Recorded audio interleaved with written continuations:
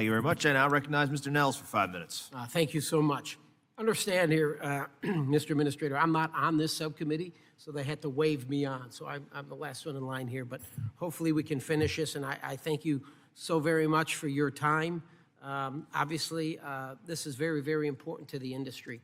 It really is. This legislation obviously has passed this House. It passed it overwhelmingly, and now it's sitting there over in the Senate. I think we've beat the dead horse on Part 135. Everybody knows, the FAA knows that we have pilots flying around that are 67 years old in these private aircraft with everybody else with Delta, and we fire them at the age of 65. And that just doesn't make a whole lot of sense to me. I find this letter that was issued just a day or so before the Senate markup of a bill that has lingered for over a year on a matter that has been repeatedly proposed over 4 years, a matter that which you were asked specifically in hearings. You had a hearing before the Appropriations Committee just a few months ago, and you answered quite matter-of-factly about faithfully executing the legislation of Congress, and I think we agree with that. This is Congress's decision to make, and you will implement once it's passed, correct? All right. So now it seems like this letter, which I believe is full of flaws, and I think we've pointed those out, it seems to have some opposition to raising the age. If you read the letter and you read between the lines, it appears that the FAA that you, sir, are against raising this age, and that's just not true. You are not opposing it. My intent was not to oppose it. My intent was to identify the issues that we've identified during technical assistance, which is around international compliance and Sure. around data for what this means to raise. Yes, sir. And I think that we've addressed all those issues with ICAO when we raised the age from 60 to 65. All those issues got worked out. The gray on gray, remember all the gray on gray, ICAO did it. We obviously had it here, and now we don't even have the gray on gray. So the point is, I think about looking at your background, you're a former pilot, and I think you're 62 years old. You're 62 years old, right? And I think you have a 5-year term, 5 years. Do you think that we should give you a cognitive test when you turn 65? Before you finish your term out, do not believe that we should give you a test to make sure that you're all there. You got the cognitive when you turn 65. I mean, we do it for the pilots. We do it. They get their EKGs, they get their physicals. I mean, that is a stringent process. We do it for them. Why shouldn't we do it for you? So I think with respect to regulating airmen and the safety of the NAS, the medical certification is there to protect. I agree.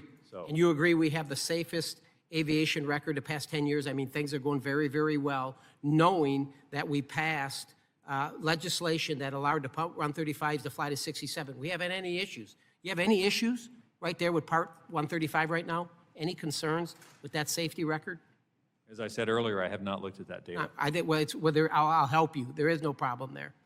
There is no problem. You heard of Wheels Up? You know who that is? Delta's own little private version of their, right?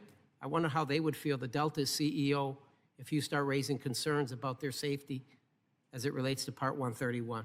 Dave in the audience, this guy right here, been at Delta for 30 years, former Air Force spy plane pilot. He's 63 and a half. America, we're gonna fire this guy in 18 months. It's an arbitrary number. We just come up with it, 65. Let's just fire him. He goes through all the testing. He does it all, but we are going to fire this man because of that age. But yet, sir, you are out there touting a project to recruit retired, experienced military air traffic controllers, but an existing, fully qualified and not yet retired pilot is somehow unsatisfactory. Nobody in this hearing, my friend, I think Mr. Massey brought it up once, talked about retirement age today.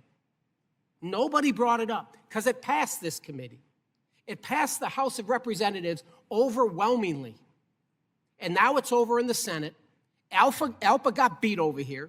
Ambrosi got beat. Now he's kind of through a train wreck and try to get you to confuse the other members in the Senate with this letter, making it sound like this isn't safe. All the data's there. The live environment testing's there. You can reach out to Japan, all these other countries. You know that we got pilots flying at 67, Part 135. It's all there. All the data is there. And matter of fact, Ambrosi was served last night with a lawsuit. 2,500 ALPA union paying members filed a lawsuit on Ambrosi for a breach of duty for fair representation. Shame on him. Let's get this done. And I think, sir, it is incumbent upon you to get some clarification as it relates to this letter before the Senate meets on Thursday. Would you be willing to do that for me? Look at this letter? I'm sorry, I'd be willing to. Would you be willing to look at this letter and look at this and try to say, hey, listen, there's some problems with this letter. It's not true. I think I've clarified the intent of the letter. Very good. I appreciate that. I yield back.